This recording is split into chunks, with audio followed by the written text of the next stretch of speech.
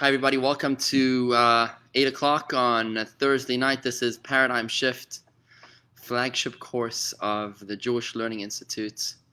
And I'm deeply honored to be here tonight sharing this extraordinary wisdom of the Rebbe with you.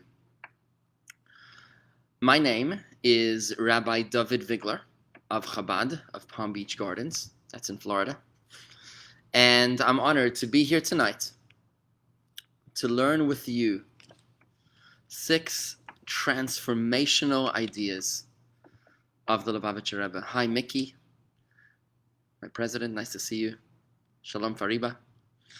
We're going to take on this journey. It's going to be a very exciting journey, taking full advantage of the circumstances in which we find ourselves, to be able to teach Torah and bring light and wisdom and godliness and holiness to even more people than we could have, if not for this pandemic, if not for this coronavirus, taking advantage of Facebook Live and of the JLI feed, of the JLI platform, of Facebook. It is truly an honor for me to be here amongst so many scholars from around the world, people who've come together to study Torah, people who take the Judaism seriously, who want to take it to the next level. I'm humbled to be here with you tonight and to help you through this extraordinary journey of getting to meet my Rebbe, our Rebbe, the leader of our generation. So nice to see everybody here. Shalom, Stephanie. And without any further ado, I'm going to go straight into it. Again, my name is Rabbi David Vigler of Chabad of Palm Beach Gardens in Florida. I'm honored to be here tonight to present to you Paradigm Shift, a 6-week series starting tonight, running for 6 consecutive Thursday evenings at 8 p.m. Tonight's class, the session, the entire series is called Paradigm Shift. It's about getting to know our Rebbe. The Rebbe is the Moses of our generation. We're commemorating his 26th yahrzeit next week. The Rebbe passed on the 3rd of Tammuz, 1994, and his influence is just extraordinary. He's undoubtedly the most influential leader of our generation, and probably for many generations before that. As much as we have heard about the Rebbe, as much as we've been touched by the Rebbe and the more than 5,000 Chabad houses across the world, how much do we really know about this extraordinary individual? The Rebbe is the heart of Chabad, and the heart of the Rebbe is his Torah, is his relationship with God. What this course is about, Paradigm Shift, is about our ability, our exposure to be able to get to know the Rebbe, this extraordinary Jewish leader, beyond his charisma, beyond his menschlichkeit, to be able to touch into the profundity of his wisdom, to get a glimpse of his Weltanschauung, to be able to see how the Rebbe sees the world. It is something so inspirational. It is something so extraordinarily meaningful. What we're going to be covering in the next 6 weeks, starting tonight, 6 sessions where we're going to be exposed to a paradigm shift, to the Rebbe's paradigm shift on how the Rebbe saw things differently to how they are ordinarily seen. Tonight we're going to be redefining the world, how we view the world and its elements, the harshest elements of this world, including hardship, struggle, and suffering. Next week in Lesson 2, we're going to be redefining the Jew. Lesson 3, redefining Torah and its relationship to the world. In Lesson 4, redefining religion and leadership. In Lesson 5, redefining failure and sin. And in Lesson 6 of this course, Paradigm Shift, right here on facebook.com/myjli, we're going to be talking about the redefining of redemption, of Mashiach, and the current reality of our world. But this all begins right here tonight. I'm Rabbi David Vigler of Chabad of Palm Beach Gardens, privileged to be your host, teaching you, bringing to you the wisdom of our Rebbe, the Moses of our generation. What we're going to be learning tonight is effectively 3 paradigm shifts that will change the way that you deal with the things that hurt you most. Imagine being able to have the strength of character, the moral fortitude, the fortress mentality, to be able to confront your problems, your pain proactively, to be able to maintain mind over heart, to be able to maintain tranquility, serenity, and peace of mind through the harshest realities that life throws at us. And that is what we're going to experience tonight in lesson 1 of Paradigm Shift. 3 paradigm shifts that will change the way that you deal with the things that hurt you most. You know, if a couple is in therapy, they've got a choice. They can either deal with the individual issues, he said, she said, or they could reassess their entire approach to relationships. If they were to reassess their entire approach to relationships, the latter, then most likely the individual problems would probably just disappear.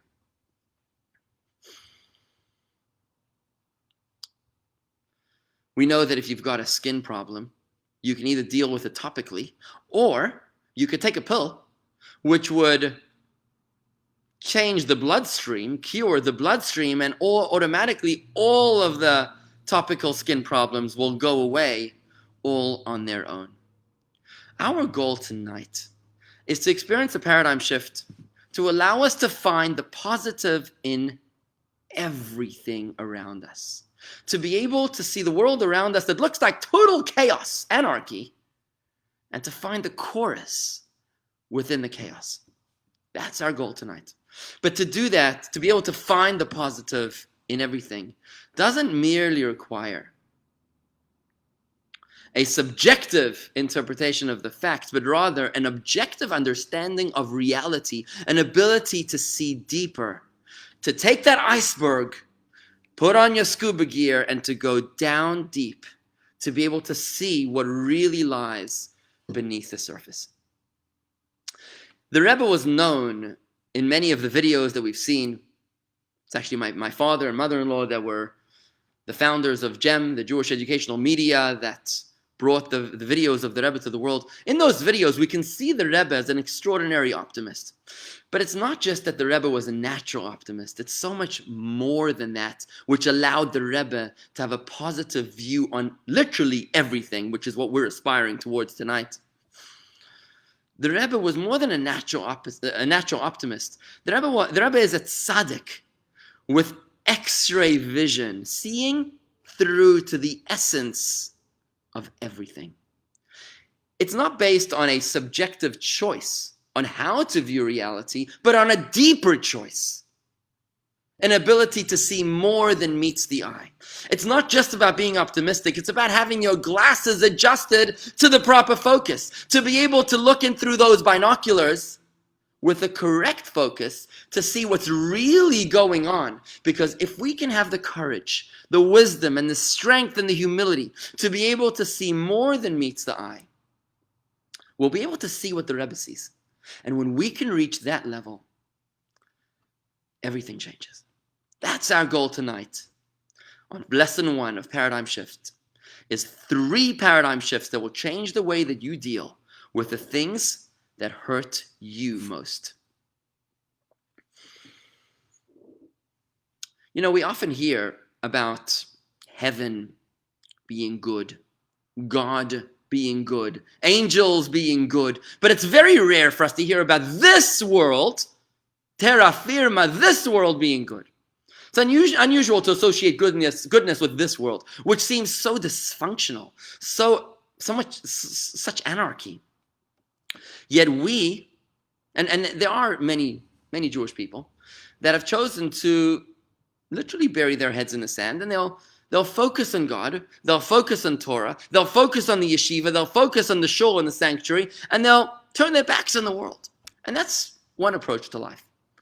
But the Chabad approach, the Rebbe's approach to life, is taking literally the biblical command to Adam and Eve when they were first created, and given their mission statement in the Garden of Eden was le'avda or le'shamra, to work the garden and to protect the garden. And we are tasked, we as human beings were tasked with engaging with the world, not just ignoring it, to guard it and to protect it.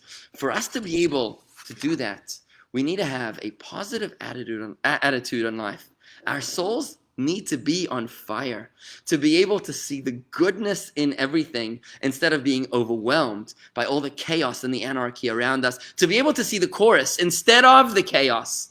We need to be able to be higher, to be able to see deeper. Tonight's discussion is based on one big idea.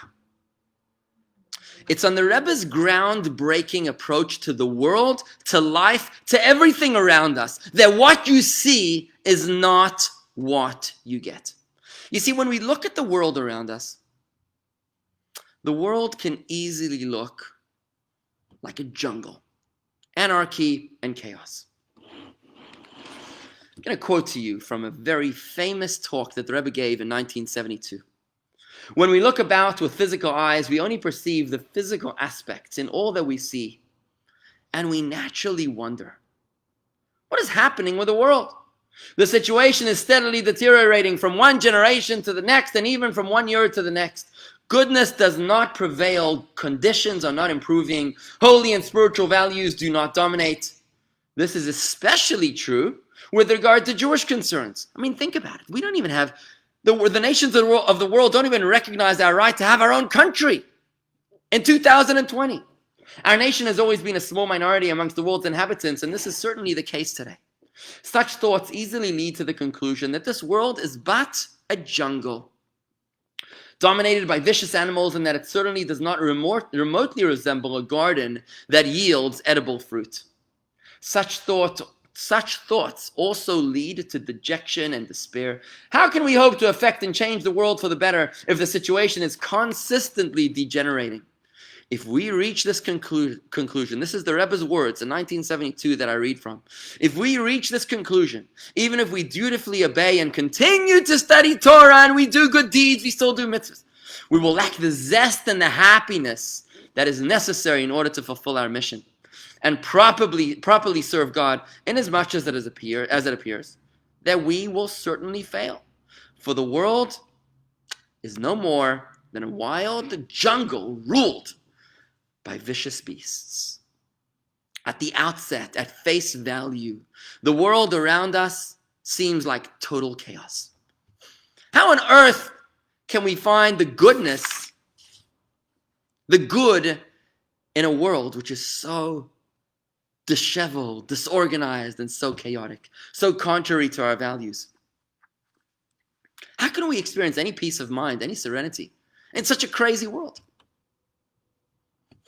But the Rebbe's revolution was, what you see is not what you get.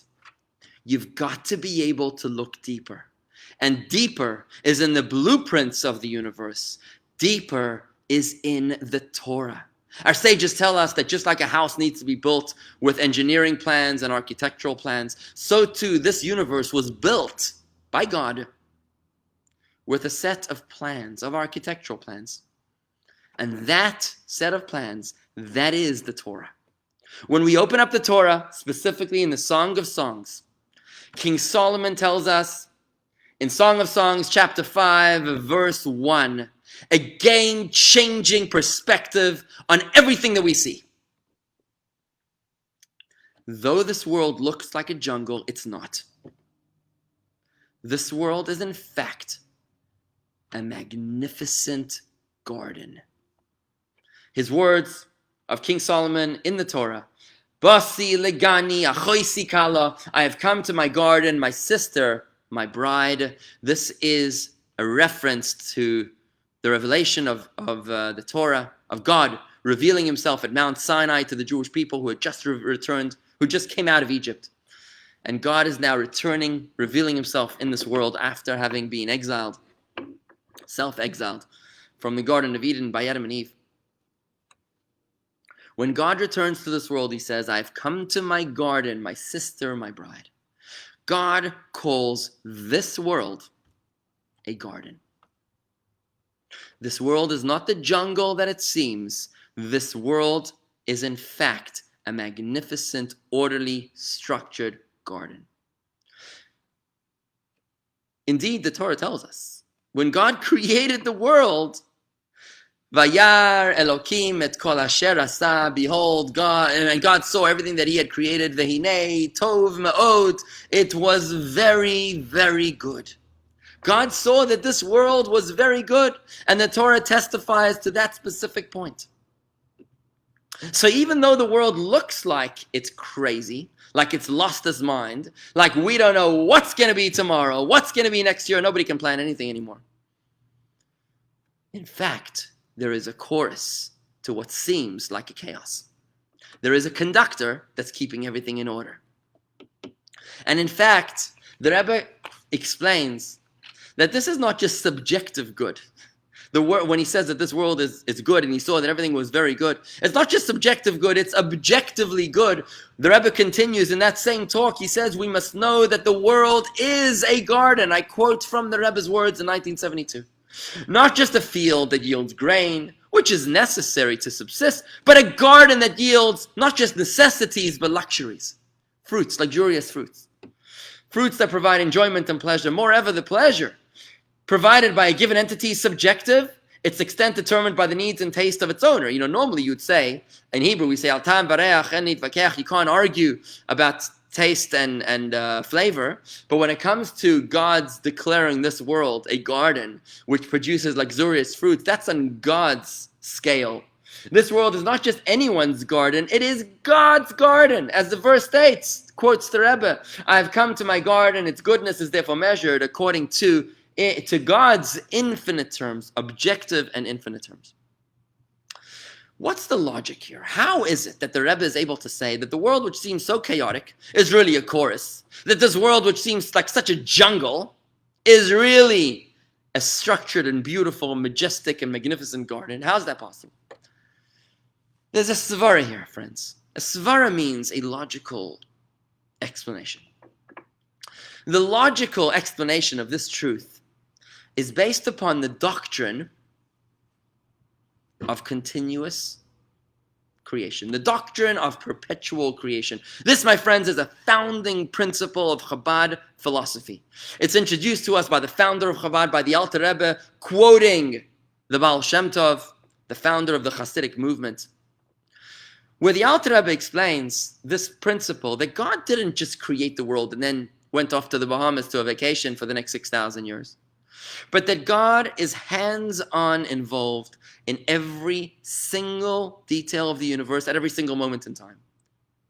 Without getting into the nuances of the doctrine of perpetual creation, suffice it as the need for God to create the universe at every single moment anew in order for it to continue to exist.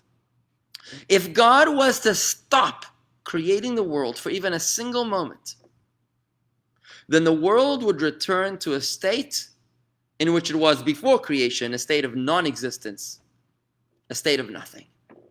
The nature of everything is to return to its natural state of being, unless there's an external force making it do otherwise.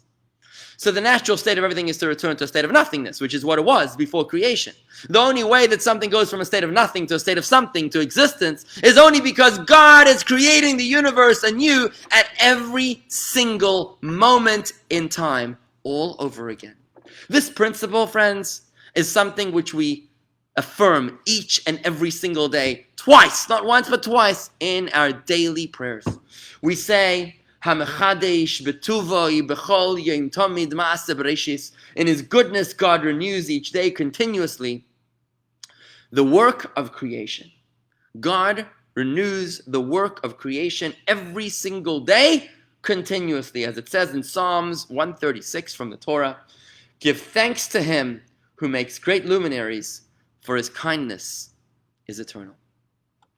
Now, friends, this principle, this doctrine of perpetual creation changes everything.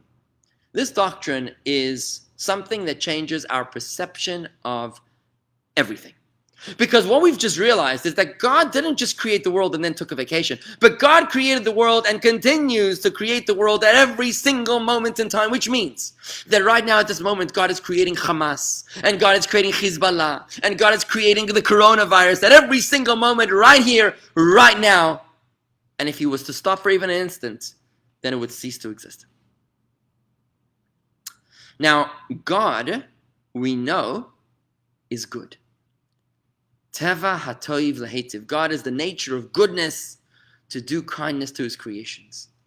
That's another founding principle of Hasidic thought, of Chabad philosophy, is that God, of the Torah really, is that God is good. And since God is engaged with the universe at every single moment in time, perforce we must conclude that the good God is creating everything at every single moment in time.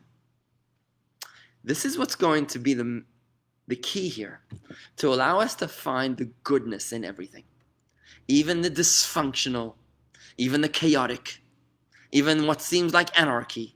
We tonight are going to find the 3 paradigm shifts that are going to change the way that you deal with the things that hurt you most, based on this one principle, the doctrine of perpetual creation, the fact that God, who is exclusively good, is creating and engaged with the universe at every single moment in time. You see that verse, which I just quoted, quoted the verse in Psalms 136 as it is said, God, give thanks to him who makes great luminaries, for his kindness is eternal. For his kindness is eternal. God's kindness is eternal. His goodness is eternal. But the word eternal in Hebrew is le'olam, which means eternal and also means for the world. The word is ki le'olam chasdo, which literally translates as for his kindness is to the world. God made himself present to the world. He made his kindness present to the world. It's there. God's goodness, God's kindness, God's benevolence, his magnanimity is present in every single nuance within the universe. It's there. We just need to dig a little bit to be able to find it. Now, with this approach, the doctrine of perpetual creation, we're introduced to the idea that God, who is good, is engaged with the universe at all times. There's not a moment when God is not engaged in the world. In fact, if God wanted to destroy the world, all he would need to do is stop. If God wanted to destroy this world, he would simply need to do nothing. He needs to recreate the world at every single moment in time. The fact that I exist right now, the fact that you exist on this Facebook Live feed right now, means that God is creating you at this very moment. God, who is exclusively good, is creating you and me at this very moment, which means there is goodness in every single experience, encounter, and in every single locale and moment in this universe. We've got a bit of a problem with this, however. I know what you're thinking. You say, okay, Rabbi Figler, so God is good and God is creating the world at every single moment. Very nice. But our experience tells us otherwise. There's a lot of dysfunction out there. And if you think about it, you'll realize that there's stuff out there that's just downright evil. For starters, we have our evil inclination.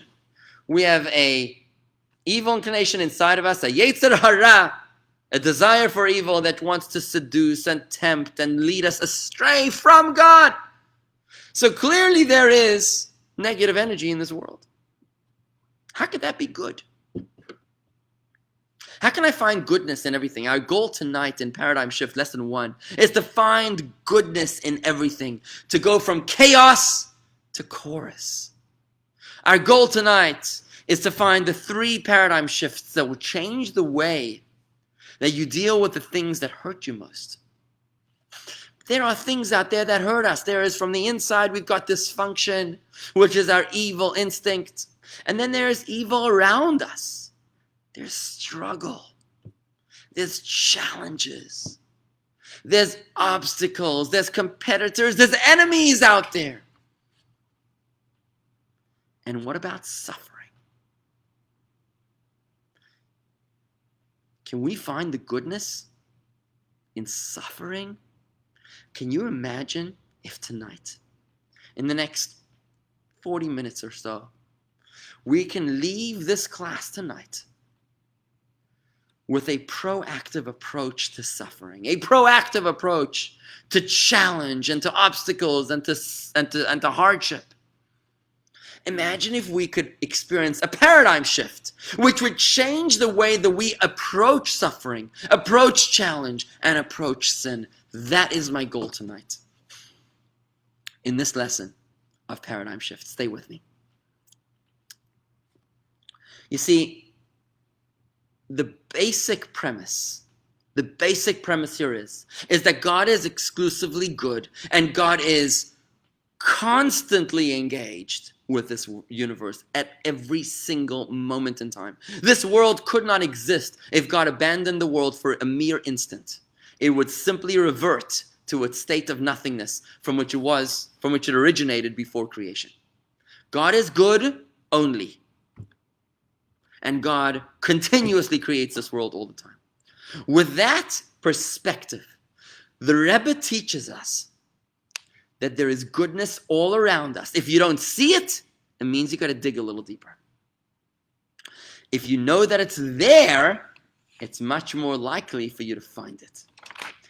Let me just share with you how the Rebbe expressed this thought. He said, with this perspective, the knowledge that the world is not a jungle, but a garden, because God is the landscaper, because God is present all of the time. With this perspective, we view the world differently. And when we do so, we begin to notice things that we missed upon first glance. When we realize that it is our responsibility to constantly be on the search, we endeavor to look around us and perceive that which is beneath the shell, the fruit that is under the peel. We are confident that we will successfully uncover the garden that is latent in creation because the Torah tells us that it is indeed there waiting to be discovered. So you know that there's gold, you just got to dig a little bit. The knowledge that we will surely find precious fruit that God says are a part of the garden in which He dwells, infuses us with supreme confidence and enthusiasm. Knowing that a precious treasure awaits discovery, we remain focused on the task and do not allow ourselves to be sidetracked by our endeavors. We must know, and this is the kicker, friends, we must know, the Rebbe says, that we inhabit a wonderful world. The world looks dysfunctional. The world looks like chaos. The world looks like anarchy. But the Rebbe says, no, what you see is not what you get. We must know that we inhabit a wonderful world. The evil inclination endeavors in every way possible. The evil inclination endeavors in every way possible to obscure the world's preciousness, in the hope that we lose all hope, God forbid, or at least to lull us into doing the bare required minimum. Through contemplating the above, however, we assuredly traverse through life, secure in the knowledge that we will find the fruits of God's garden. You know, if your wife serves you a dinner and it looks horrible, she doesn't say that it looks horrible. You dig deep and you put it in your mouth because you love her and you know she loves you, and you trust her and you know she trusts you, and you know that this food must be good. It doesn't look good, it doesn't smell good, but it doesn't matter. You put it in your mouth because you know that deep down, more than meets the eye, this is good. And that's our approach to this world, which looks so dysfunctional. When we know that God is present in every single moment, friends, including this moment, even during this coronavirus, even during this national election, even during all the chaos, the anti-Semitism and the riots and everything else that's going on, when we have the humility to say, God, I don't see you, but I know that you're there. Because without you, this world wouldn't exist. The doctrine of perpetual creation. With that approach, we experience the paradigm shift. We know that there's goodness somewhere here. I know that I don't see it, but that's because my glasses aren't sufficiently focused. What we're going to do right now is to go through 3 specific examples. We're going to work through 3 cases which seem so dysfunctional, so opposed to the garden. 3 parts of our real lives, of our reality, that seem to be void of the presence of God, and we will find the goodness within them. And they are the following three: sin, hardship, and suffering. In the next 30 minutes or so, I'm going to help you experience 3 paradigm shifts in these 3 areas. In sin, the dysfunction within us; hardship, the dysfunction outside of us; and suffering, even more the dysfunction or outside of us, to change the way that we deal with the things that hurt us most. That's our goal here tonight.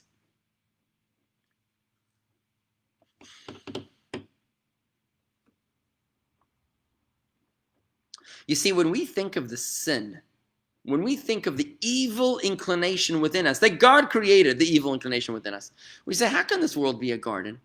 How can this world be orderly, beautiful, coordinated, carefully planned, when we see such harmful forces within each and every one of us? God created us with a sense of evil and an inclination towards evil, what we call the Yetzer Hara, the evil inclination. How can the evil inclination be good?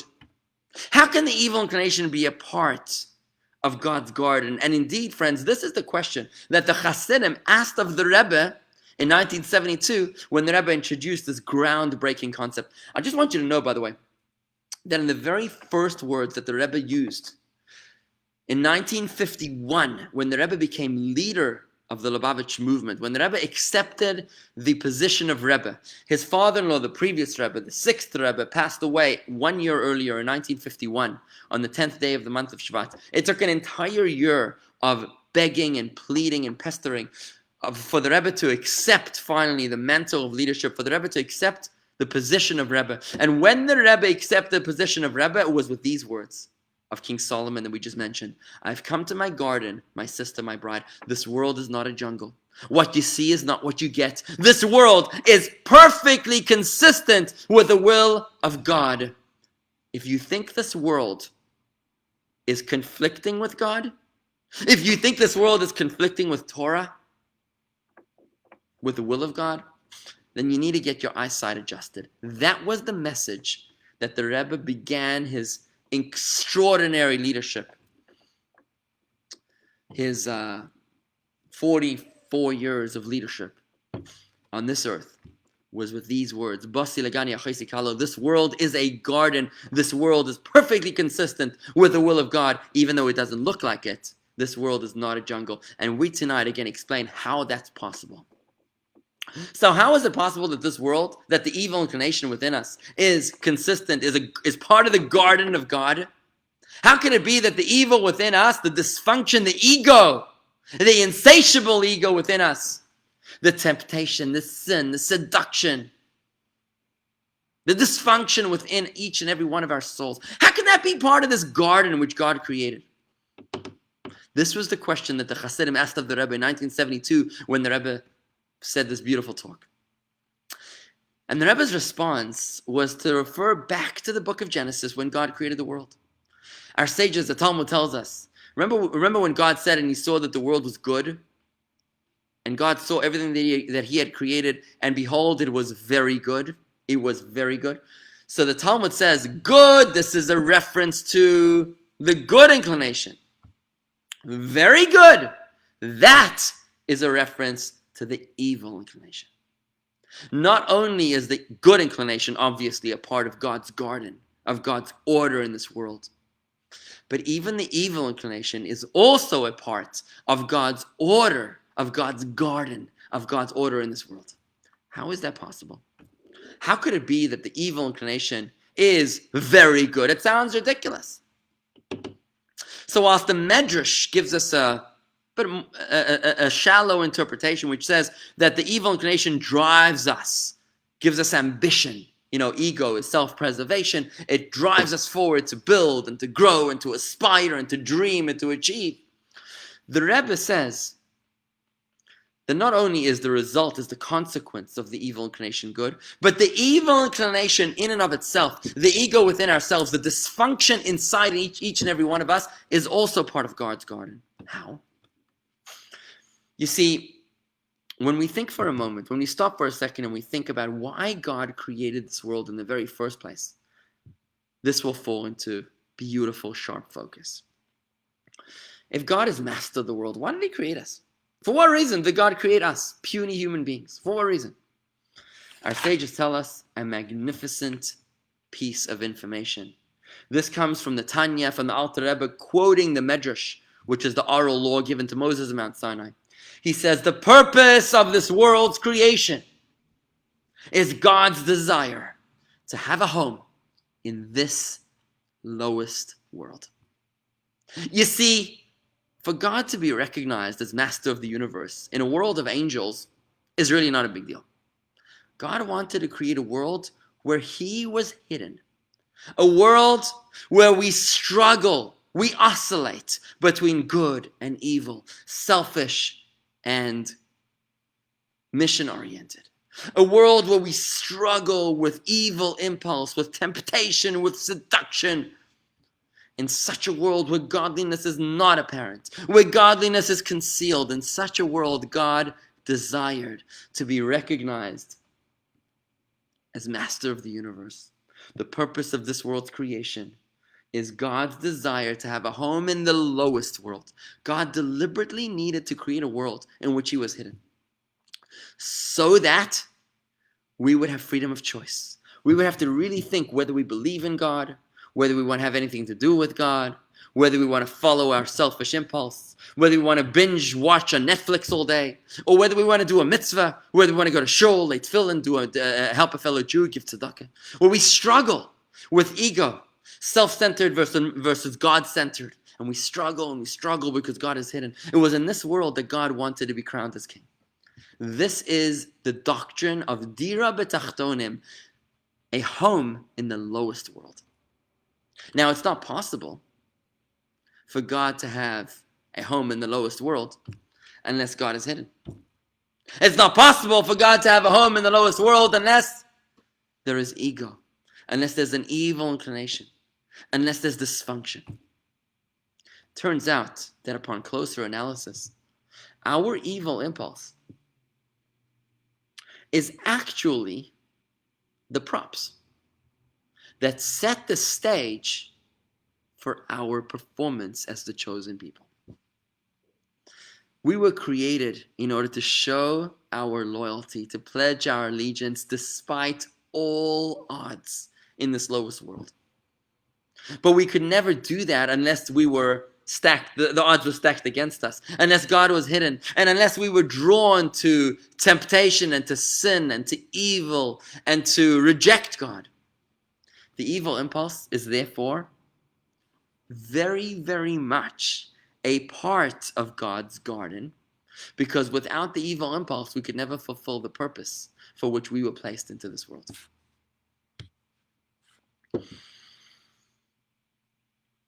You know, in the NBA, the National Basketball Association, it would be no fun if you had no team to play against. Imagine if all the teams were on the same side. It would be no fun. What's the point if all the basketball teams, all the baseball teams were on the same side? It's only because we're fighting against each other. When Liverpool plays Manchester United, when the Red Sox play the Yankees, that's when we're able to have some thrill and some excitement from the opposing teams. Imagine a father who's playing basketball with his son.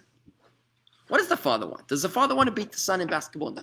The father wants the son should win against him. But in order to bring out the talent of the son, the father's going to put up a fiery battle.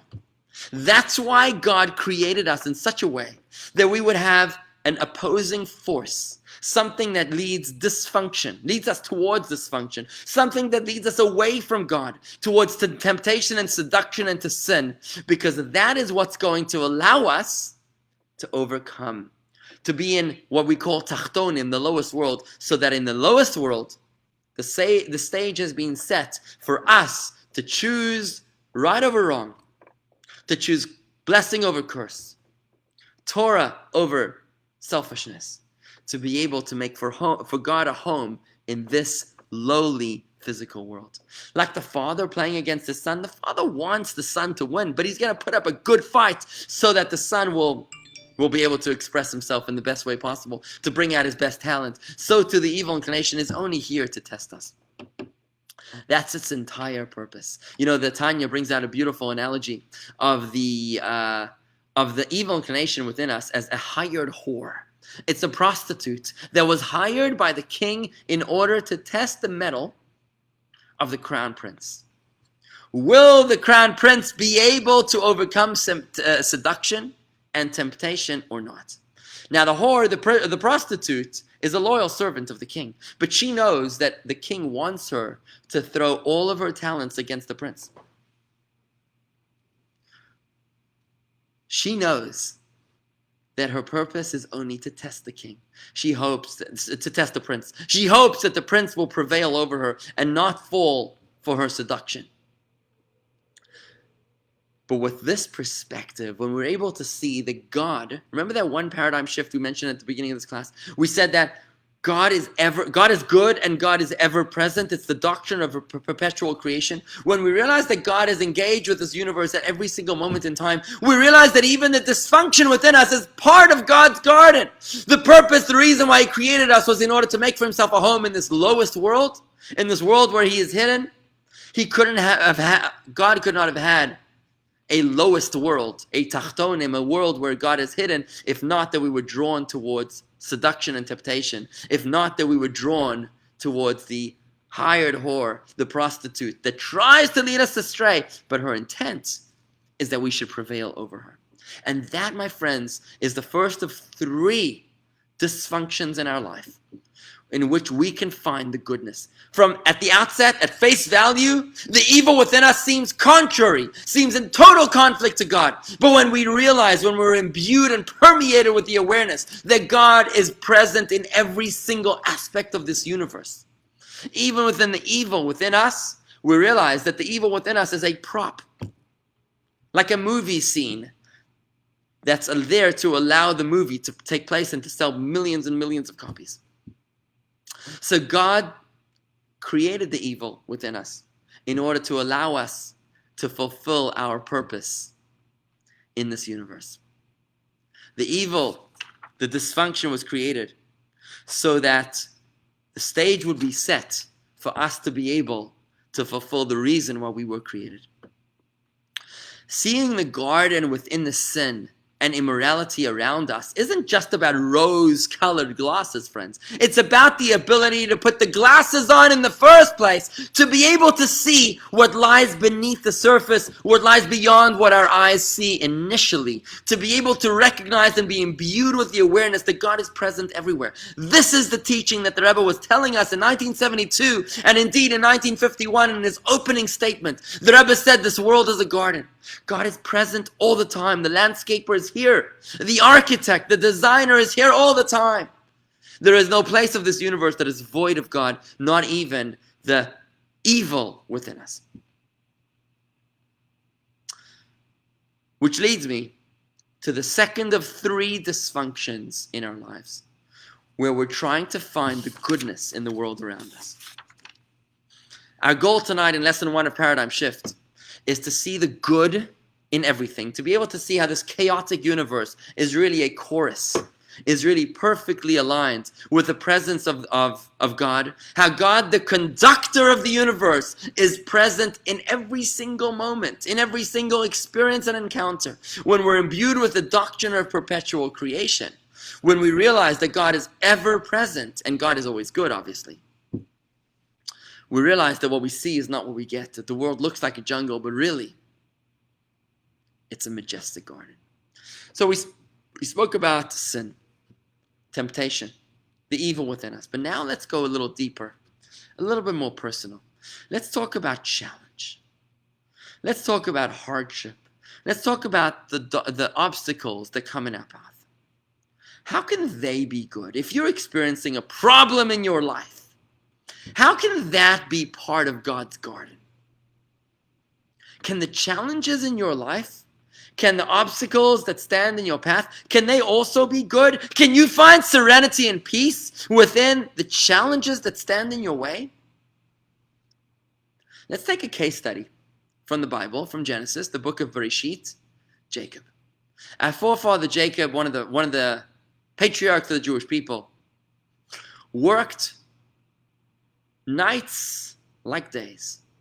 For 20 years actually, he worked to be able to earn the right to marry his wives, Rachel and Leah, for his very wicked father-in-law, Lavan. It's a beautiful story in the book of Genesis, right in the middle of the book of Bereshit. And we find that Jacob was constantly being deceived by his father-in-law, by Lavan. Yet, despite all of the deception and the lies and all the horrible problems that he faced, we find that Jacob actually sang while he was being abused. While his father-in-law Lavan was abusing him and taking advantage of him and stealing and robbing him, Jacob actually sang Shir HaMa'alot, the song of ascents. How is it possible to sing through your troubles? Can you sing through your challenges? Can you be like Jacob? Can you be deceived for 20 years and still be singing? Let's take a look at how the Rebbe puts it. Jacob's challenging stay in the house of his father-in-law of Lavan was for the purpose of great gain, in order that he should become, as Genesis 30 states, exceedingly wealthy. Jacob perceived the purpose of the challenge, the profit it would subsequently bring him, and was therefore able to sing whilst in the house of Lavan a song of ascents. See, my friends, Jacob knew that God is ever present in every single moment in time. Jacob knew that God is good and God is always present. Therefore, any problem that he was facing was going to lead to a greater good. You see, if we have a short-sighted perception of reality, if we're myopic, nearsighted, then we only see the problem. But if we're like the Rebbe, broad-minded, we can experience a paradigm shift by saying, God is present in every single moment. And if we can see the presence of God, at least in our mind's eye, in every single moment, then every challenge that we face, we know is for a greater good. Just like the bow and arrow, when you pull the bow backwards, away from the target, it's in order to give it the strength and the energy to propel stronger towards the target. So too, Jacob knew that the reason that he was experiencing hardship was only because this was going to lead him closer to his destiny. And indeed, Jacob intuitively knew, he perceived the purpose of the challenge, the profit that it would subsequently bring him, and therefore he was able to sing. Jacob knew that he was going to become the namesake of our people.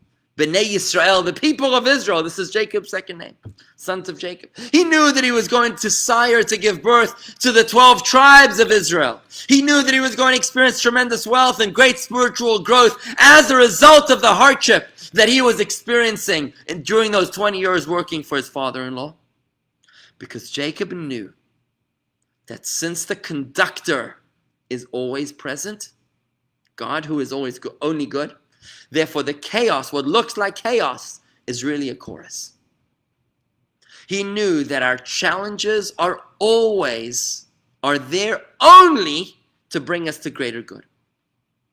Let's take a look at how the Rebbe says these words.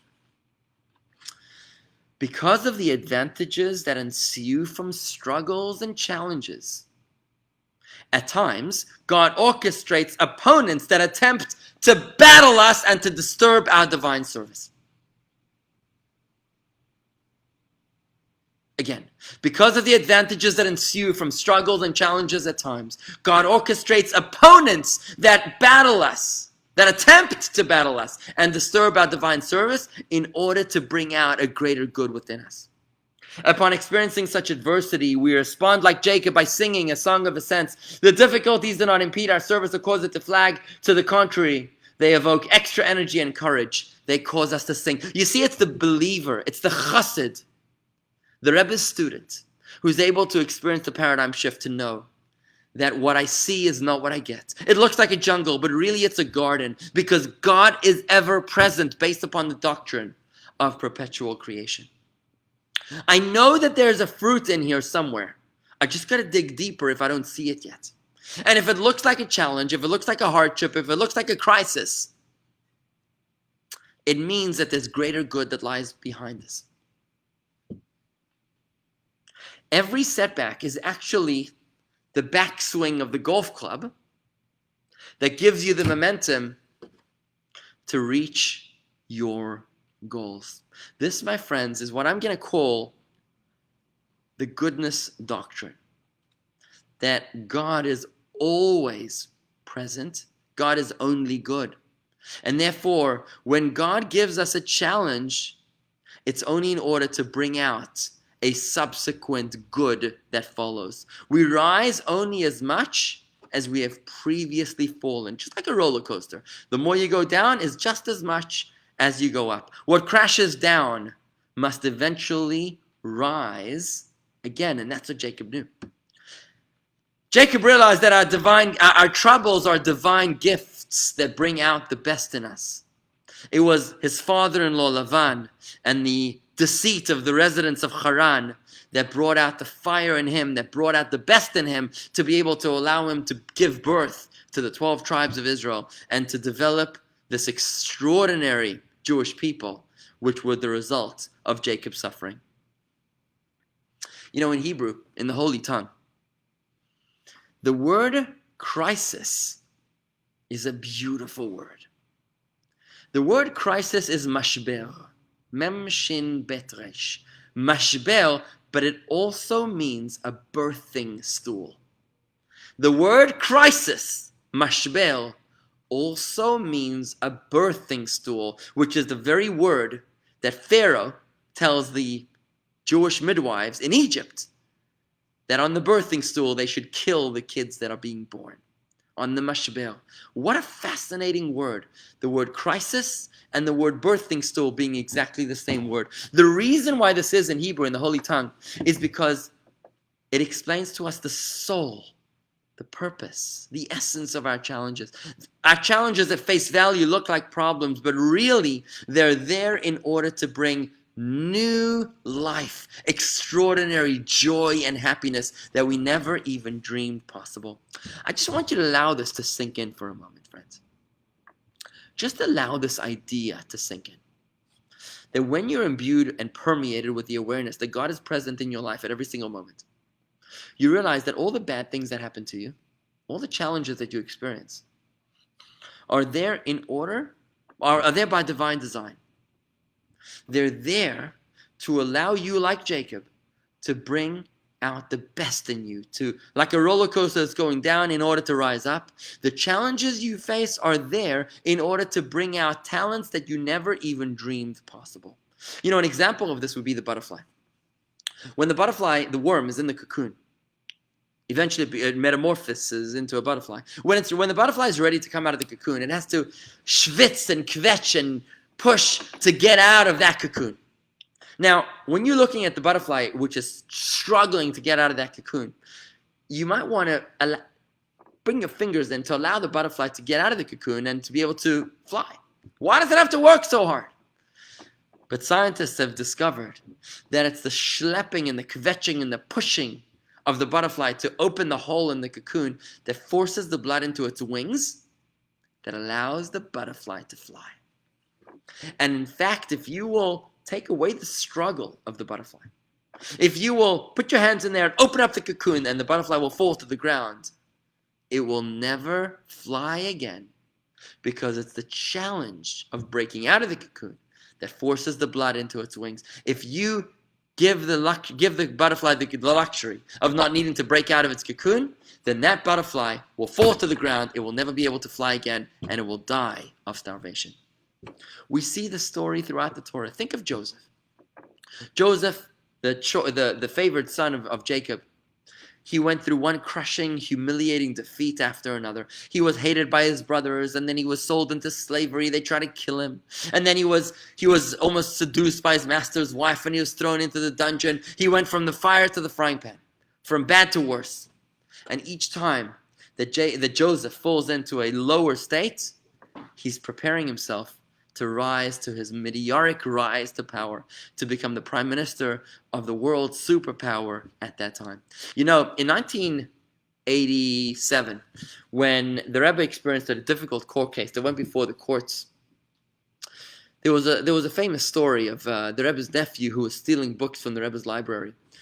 And at that time, there was an accusation. Eventually, the Rebbe won the court case, and the books were returned to Lubavitch, to the Chabad Lubavitch World Archive.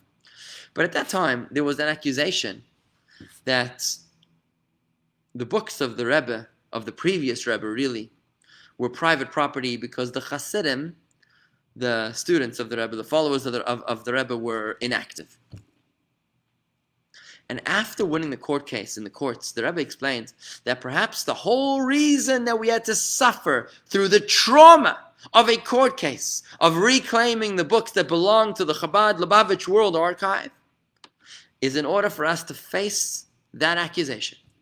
That we should be told that Chabad is inactive, so that we should double and redouble and intensify our efforts to be able to be active on a whole new level. So the Rebbe, who experienced personal hardship in this court case, it was his father-in-law's prized possessions of the holy books that were being potentially seized by a private individual, something that the Rebbe really took very personally. The Rebbe interpreted this hardship as an opportunity and an impetus for greater growth, to be able to inspire us to prove that we are active Hasidim, that the Chabad Lubavitch is active and alive and more busy than ever before. You know, great athletes are motivated only by the skill of the opposition. If you didn't have an opposition on the other side, if you didn't know how good the other team was, then you'd never be motivated to train so hard. It's the challenges that we face that bring out the best within us. And that perspective is only possible when you're imbued with the awareness that there is a conductor to this orchestra, that there is a designer to what seems to be like chaos, that the challenges that we face are really divinely ordained to bring out the best in us. And thus, my friends, we're able to reach a conclusion that even the challenges that we face are also part of God's garden. They're not dysfunctional. They're not part of the jungle. The challenges that we face are really there in order to force us, like the butterfly breaking out of the cocoon, to force the blood into our wings, to bring gifts and talents and strengths that we never even knew that existed between us. If we never faced, that existed within us, if we never faced any struggle, we would never have to prove ourselves. If life was so simple. And that's why, my friends, we're experiencing tonight this paradigm shift on 2 of 3 levels. 3 parts of our lives that seem so chaotic: sin, hardship, and suffering. We spoke about how sin is part of God's garden because we would never be able to set the stage of making a home for God in this lowly world if not for the temptation for sin.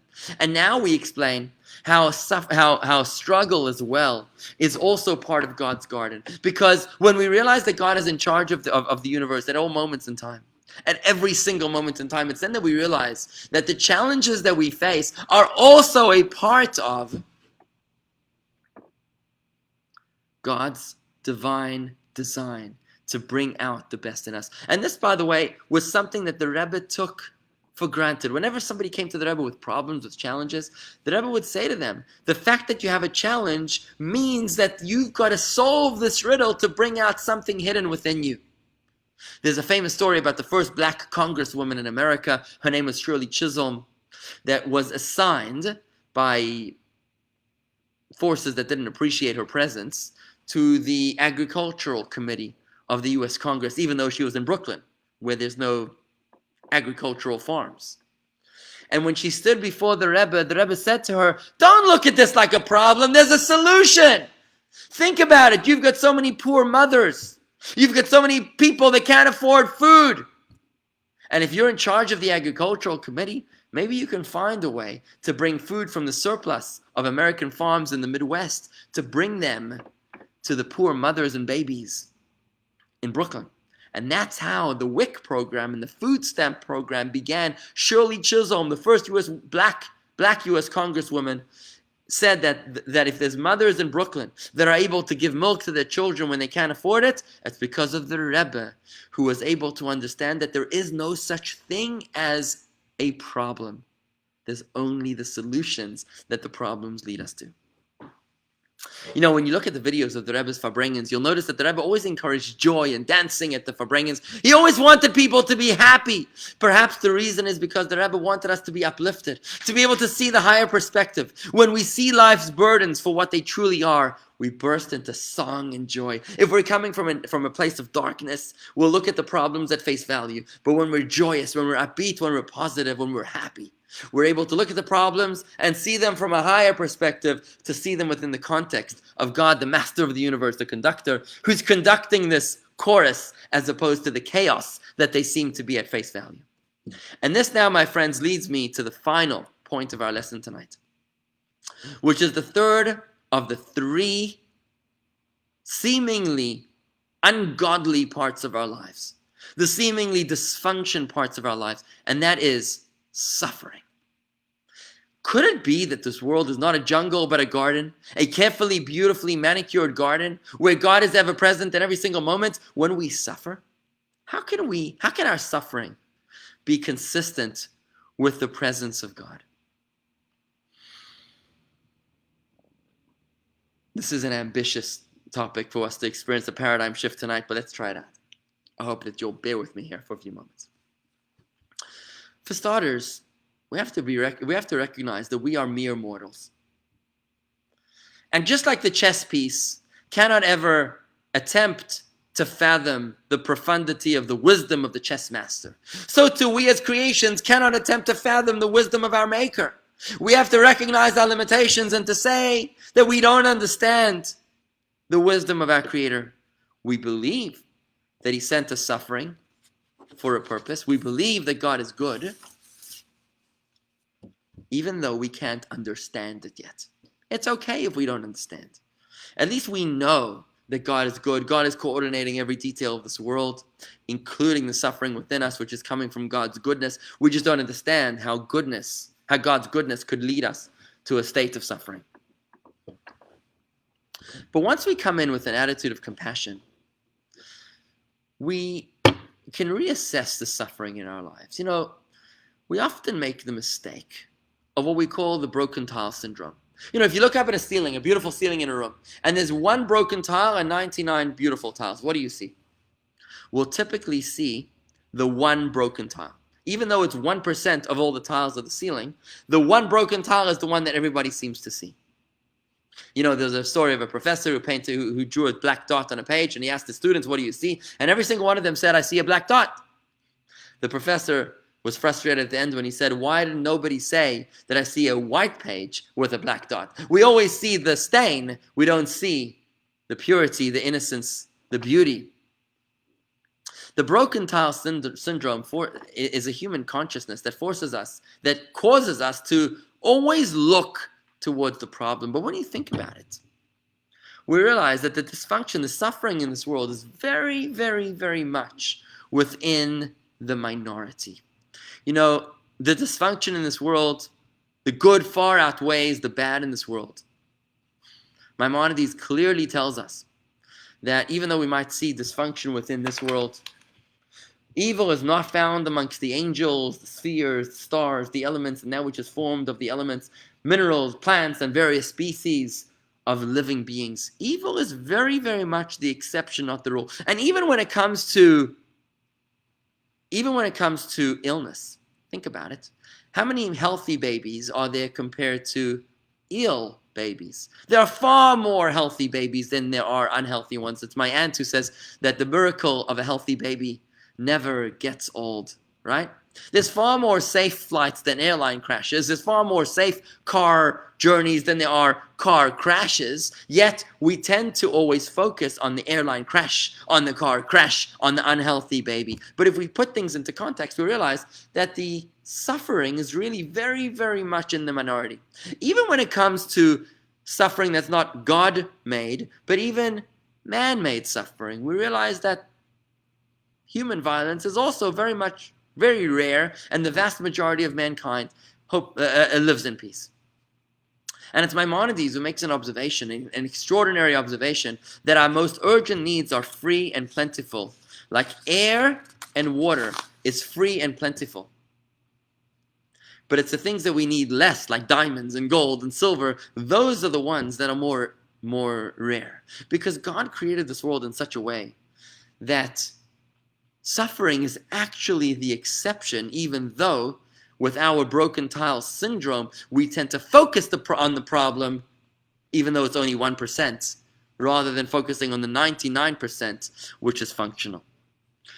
The old saying goes that bad news is, we report only the bad news, right? The newspapers love to report the bad news. Why? Because if it bleeds, it reads. You're not going to read in the newspaper about how many people are overcoming coronavirus and how many people are alive and well. You only hear about how many people are dying from coronavirus. And the reason is, if it bleeds, it reads. Bad news gets halfway across the world before good news even gets its boots on. So there is evil. There is suffering in this world, but it's very, very much the minority. And that's an important perspective. So whilst we express compassion to the suffering, we realize that the suffering in this world is very much the minority. And don't lose sight of the garden, because there are some weeds in the garden. But here we come to the crux of our discussion tonight. And that is, what about the sufferer himself? Okay, so we say that the person that's suffering is the exception. So what about the person that has a child who's not well? That person, who might be the exception of mankind, but still, what about that person that's suffering right now? How can that person see the garden, the presence of God within this suffering that they're experiencing? And here the Rebbe gives us this beautiful paradigm shift where the Rebbe tells us, don't allow your problems to define you, because your destiny is so much greater than your problems. Don't define yourself by your deficiencies. Rather, you should define yourself by your destiny. See, the Rebbe explains that we all have good and bad in our lives. Every one of us has good and bad in our lives. And we have a choice about whether we want to emphasize the good or whether we want to emphasize the bad. Right? Take a look at this letter that the Rebbe wrote. I acknowledge receipt of your letter despite its tone and content. I have not, God forbid, lost hope that eventually you will appreciate the good in life, including the good in your own life, and that this appreciation will impact your emotions and frame of mind. In our world, everything is a mixture of good and bad. Human beings must choose which aspects they will emphasize, contemplate, and pursue. In everyone's life, there are two paths: to see the good or to see the opposite. And now the Rebbe brings a beautiful example. How instructive it is when our sages tell us that Adam was an ingrate. Adam was ungrateful. Why? Even before he was banished from the Garden of Eden, when living in literal paradise, he complained about his circumstances. He blamed his wife for feeding him from the tree of knowledge. On the other hand, there were Jewish men and women who thanked and blessed the Creator and recited morning blessings while living in Auschwitz, while living through the most horrifying times in the German concentration camps. Ultimately, everyone's circumstances will be somewhere between these two extremes of Adam, who was ungrateful in paradise, and the Auschwitz Jew, who's praising God for the goodness that he has given him. Needless to say, the Rebbe concludes, my intention is not to imply that anyone deserves suffering, God forbid. My point is simply to underscore the reality. The type of lives that we live, whether full of satisfaction and meaning or the opposite, depends in large measure on our willpower, which dictates whether we will focus on the positive or on the negative. What the Rebbe is telling us is that just like in the universe, only 1% or a very small minority is dysfunctional, is evil, is suffering, within our own lives as well, we're not either suffering or happy. We all have good and bad. Adam in the Garden of Eden had problems which he chose to emphasize, and the Jew in Auschwitz who was davening had good things that he chose to emphasize. Do you realize how much blessing you have in your life? Even if your child is not well, even if you are suffering, are you an ingrate? You know, somebody wrote a letter to the Rebbe where he said, twice in the letter, he says, I've never experienced any goodness ever. Throughout my life, I've never experienced any good. And the Rebbe wrote to him, do you realize what you're telling me? You have children. You know how many people beg, plead, and would give away everything to have children? You've got children. No, so you don't have it exactly the way you want it. Maybe you're not making enough money. But you're claiming that you don't have good in your life? You're focusing on all the negative and you're completely ignoring the positive. My question is, how do you choose to define yourself? If you're going through some suffering in your life, if you've got weeds in your life, do you define yourself by the weeds, or do you define yourself by the garden? You know, my son, my 5-year-old son, had to go to the dentist recently, and as I took him to the dentist during the pandemic, he says to me, Tati, when can we go to the dentist? Please, can we have my tooth pulled? And I couldn't believe it. This 5-year-old was here. He was begging me to take him to the dentist to have his tooth pulled because he realized that the momentary pain of having his tooth pulled was nothing in light of the good that was going to follow. Here was a kid, 5 years old, who chose to define himself not by the pain of the tooth being pulled, but rather by the peace of his toothache going away. See, friends, this isn't just a cute approach to hardship. It's based on a deep perception of the presence of God, the doctrine of perpetual creation in everything. This is the Rebbe's X-ray vision. You see, the logic behind it is as follows. God is good, and God is always engaged in every single aspect of our life. And therefore, the Rebbe teaches us something which I choose to call the fairness doctrine. That God is good, and God never treats us unfairly. So if God is going to cause you to suffer, it means that God is going to replenish your deficit with a surplus somewhere else. If God is going to take away something from you, it's because He's going to replenish your loss in some other aspect of your life as well. The fairness doctrine, when we realize that God is present at every moment and God is good. If you're experiencing suffering, it means, if you're experiencing a deficit, it means that you've got a surplus somewhere else. Let me explain what I'm talking about. So there's a famous story of the wounded warriors of the Israeli Defense Forces who came to visit the Rebbe. And when the Rebbe spoke to these wounded soldiers who were broken in spirit, the Rebbe said, I refuse to call them the handicapped soldiers. Rather, I'd rather call them the exceptional soldiers. You see, the Rebbe explained that if these people have lost an arm, have lost an eye, have become blind or deaf, if God has taken away part of their talents, it means perforce that He has replaced that. He's given them a surplus somewhere else more than ordinary people. The fact that they were handicapped means that they've been overcompensated with other gifts, emotional, mental, maybe spiritual, in other parts of their lives. And why should we focus on their deficiency if I can choose to focus on their surplus? Why do I need to focus on what they don't have if I can focus on what they do have? You see, the Rebbe wasn't just being nice. The Rebbe was genuinely seeking the unique gift that these people have. That's why the Rebbe refused to call handicapped kids. The Rebbe called them special children, because the fact that these children were handicapped, were missing an arm or a leg, unable to walk or talk, means that they were overcompensated somewhere else. This is the fairness doctrine, because God is present in our lives at every moment and God is good. God would never take something away from us without overcompensating for it somewhere else. Why should we focus on the problem, on the deficiency, if we can choose to focus on the surplus?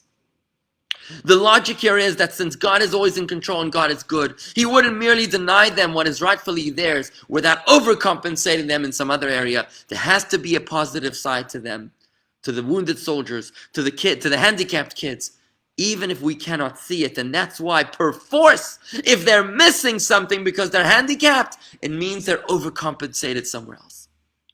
And I'd like to share with you 2 short stories to drive this point home. There was a woman who was about to marry off her daughter. And before the wedding, a few days before the wedding, her own mother died. And she was devastated. Why did this happen to me? That my mother died just a week before my daughter's wedding. She felt like this was the end of the world. Her suffering knew no bounds. And then the Rebbe explained to her in a beautiful letter. He said that just like when the temple was destroyed in Jerusalem, immediately after the temple was destroyed, God caused the Mashiach to be born. The Messiah was born immediately after the destruction of our temple, because the suffering of the destruction of our temple was immediately compensated by the birth of the Mashiach, which is what allowed us to cope with the suffering, knowing that our Redeemer had just been born. In just the same way that the Mashiach was born right after the destruction of the temple, so too every single time that we experience hardship and suffering, God also gives us something to allow us to cope with it. And in your case, said the Rebbe to the woman whose mother died a week before her daughter's wedding, in your case, you've been granted the gift of your mother dying so close to your daughter's wedding, so that you will be able to cope with the loss of your mother when you see Ledor Vador, when you see your mother's granddaughter marrying and being able to perpetuate her legacy by moving on into the next generation. We have a choice. When you see a problem, you can choose to see only the problem, a one-dimensional vision which is myopic, or you can choose to have a paradigm shift, to see the bigger picture, to see not the chaos but the chorus, to see the presence of the conductor within the universe, that when God takes something away from us, He overcompensates somewhere else. If He takes away your mother, it's in order to, He gives you something else to allow you to cope with that. And that is your subsequent wedding just a few days later, to allow you to heal from the loss of your mother as you see your family expanding. And that's the Rebbe's paradigm shift, to be able to see suffering within the context of the presence of God in every single aspect of our lives. You know, one final example I'd like to conclude with, something very touching, is the story of a woman who went to a Torah conclusion celebration, the signing of a Torah, the ending of a Torah writing. And she went to this Torah celebration in New York. And during the Torah celebration, she was an unmarried woman. During the Torah celebration, she had a brain aneurysm and she died on the spot. Now, the host of the Torah celebration, who was a physician, was devastated. And he wrote into the Rebbe, he said, how is it possible? How is it possible that this woman who came to my Torah celebration would die at the Torah celebration? How could it be? Why am I being punished? Why am I being made to suffer that she should die during my celebration? And once again, the Rebbe's approach here was a paradigm shift, to turn the chaos into chorus by the presence of the conductor. The Rebbe writes, may I suggest the following. Were the deceased not invited to the Torah celebration, she would have suffered her fatal attack in a very different setting. You know, we only have limited time to our lives. There's only so much life that each and every one of us was given. Her death was not your fault. It was the end of her clock. Her time ran out. Perhaps she would have died in the street or in the presence of strangers. She would have been deprived of the comforting presence of a physician, you, who was also a dear friend of hers and shared her religious values. In her final moments, she would have not heard the words of encouragement, nor she would have been surrounded by her friends or co-religionists. The vast difference between these two possible scenarios is self-understood. Moreover, the Rebbe said, consider how significant are the last moments of a dying person. Think about it. If you could choose how you die, would you like to die surrounded by friends and family? Or would you like to die in a sterile hospital room, ICU, all by yourself? Of course, you want to be surrounded by family and friends, by people that love you. Based on the teachings of the Baal Shem Tov regarding divine providence, it is possible that one of the true reasons why God inspired so-and-so to donate the Torah in the first place was to allow for the tranquil ascent of this young woman's soul, and that it should occur in a Jewish home, a home that displays and is protected by a mezuzah, whose first words are, Hear, O Israel, Shema Yisrael, the Lord is our God, the Lord is one. What the Rebbe was saying was 3 points. Number one, we cannot fathom the wisdom of our Creator. We also don't know the time when a person dies, so we can't explain the death. The death is the death. Everybody dies at some point. It's not your fault. But then the Rebbe explained the time's up doctrine, which is that when a person runs out of time, they run out of time. It's not your fault. Don't take it personally. Time's up is time's up. If she wasn't going to die during your Torah celebration, she would have died in the street, or she would have died somewhere else. When her time was up, her time was up. But the Rebbe was pointing out what a special way to die. Perhaps the entire reason for the event was to allow this precious soul to have the most beautiful death, the most beautiful transition from this world to the next. And this is only possible. This way of looking at suffering is only possible when you're imbued and permeated with the awareness that God is the master of the universe. God is the conductor of the orchestra. At all times, God is ever present and God is good. It's then that we're able to see that even the suffering in our lives, the parts that we don't understand because we cannot plumb depths of the wisdom of our Maker, but even the suffering in our lives is there to bring out something good. You've got to keep on digging. If you haven't found the good within the suffering, it's only because you haven't dug deep enough. Friends, I know this is difficult. I know this is deep. But this is something profound. You can choose. You can choose if you want to identify with your suffering, or you can choose to identify with your surplus. Remember that God is as the master of the universe. God is good and ever present. He gives us the fairness doctrine. When he takes something away from us, he gives us a surplus. You can choose, like Adam, to emphasize the one problem in your paradise. Or you can be like the Jew in Auschwitz, who emphasizes the one good thing in his living hell. We can choose to identify by the weed in our beautiful garden. Or we can choose to identify by the beautiful landscaping, which also has a few little weeds.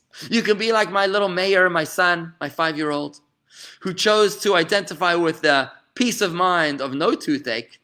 Or you can choose to identify with the pain that the pulling of the tooth incorporates. It's our choice.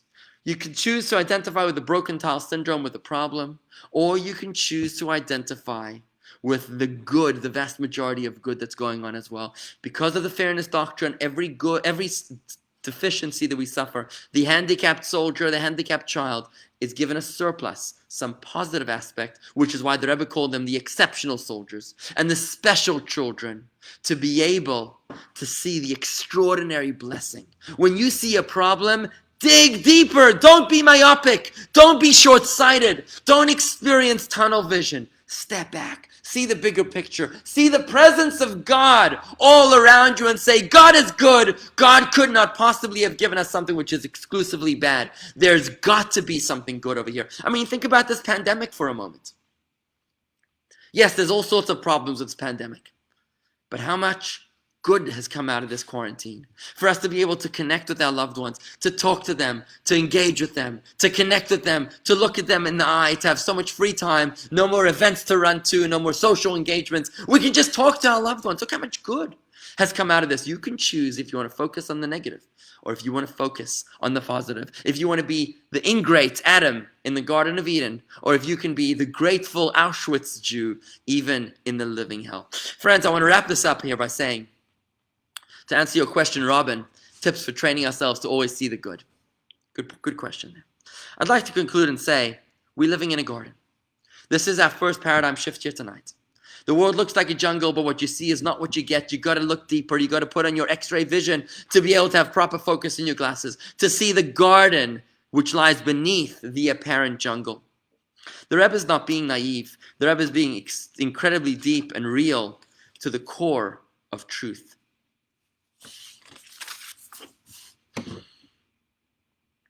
We need to work to be able to see the garden today. To be able to do that, I'd like to encourage you to do the following. Number one, think about the dysfunction in your life. Think about the problems, whether it's inner dysfunction. Challenge yourself to identify the dysfunction within your garden. But first, you have to embrace the reality that God is everywhere and that God is good. With that approach, you can approach your dysfunction as follows. If it's an internal dysfunction, then you know that the internal dysfunction is there. Your child abuse, your baggage, your syndrome, your attachments, your problems, your addictions, your struggles are there to set the stage for your performance. And if it's an external struggle, if it's an external dysfunction, like struggle or suffering, then embrace the fairness doctrine. Embrace the notion that God is good and that God replenishes every deficit with a surplus. And when you realize that every deficit is replaced with a surplus, that every wounded soldier has extraordinary sensitivity or vision in some other part of their lives. They might not be able to see, but they've got vision in other areas of their life. That every handicapped child has an extraordinary empathy or spiritual connection or some other access that normal people don't have. When we realize that every deficiency comes with a surplus, we can choose to define ourselves by our blessing instead of our bad fortune. Friends, let's make sure to see the garden and never to get lost in the weeds. I'm Rabbi David Vigler from Chabad Palm Beach Gardens, and I want to thank you for joining me here tonight for Lesson 1 of Paradigm Shift, as we redefine the world and the seeming dysfunction which comes with it. I hope that tonight you've been able to be inspired to change your glasses, to realize that what you see is not what you get. You got to get better vision, better glasses to be able to see the presence of God within everything, and how the good God, the exclusively good God, will never torture us. Any hardship he sends our way is to bring out the best in us. And any suffering he sends our way is only in order to be able to give us surplus in other areas of our lives, even if we cannot always understand it. There are weeds in the garden, but I don't define myself by my weeds. I define myself by my garden. Next week, we're going to redefine the Jew, having the courage to truly face our deepest selves and see ourselves deeper than we ever realized possible. I'm Rabbi David Vigler of Chabad Palm Beach Gardens. Check us out on youtube.com/Jewish Gardens or facebook.com/Jewish Gardens. I'd love to hear your feedback and thoughts. Send me an email to rabbi@jewishgardens.com. That's rabbi@jewishgardens.com. Or friend us at facebook.com/Jewish Gardens for daily Torah study classes. Thank you for joining us here tonight. Shalom, and have a wonderful Shabbat.